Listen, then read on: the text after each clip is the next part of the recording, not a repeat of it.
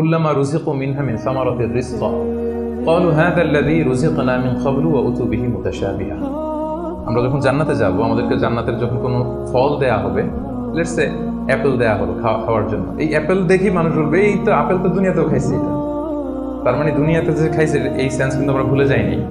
অনেকে জিজ্ঞেস করে যে আখিরাতের এই সেন্সেশনটা কেমন হবে, আখিরাত থেকে দুনিয়ার সবকিছু আমার মনে থাকবে, দুনিয়ার যা যা ঘটছে সবই কি আমার সেন্সে থাকবে, ব্রেনে থাকবে, নাকি অন্যরকম জগৎ? এই আয়াত প্রমাণ করে দুনিয়াতে আপনি কি করেছেন সবকিছু আপনার মনে থাকবে। ফলে অ্যাপেল যখন দেয়া হবে দেখেই বলবে উতু বিহি মুতাশাবিহা, এরকম আপেল তো আমাকে দুনিয়াতে দেয়া হয়েছে, আর এটা তো আপেল, তো এখানে না কি ডিফারেন্ট কিছু দেওয়া হবে, তো আপেল দিতেছে কেন এখানে?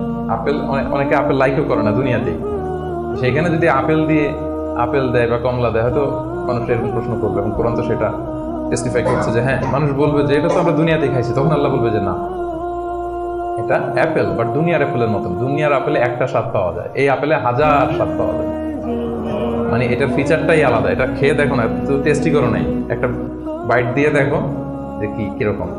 তো এই আয়াতটা আমি আনলাম এজন্য যে মানুষের সব খেয়াল থাকবে, দুনিয়াতে কি হয়েছিল, কি খাইছিল, কি করছিল, তার সব হিস্ট্রি তার মনে থাকবে।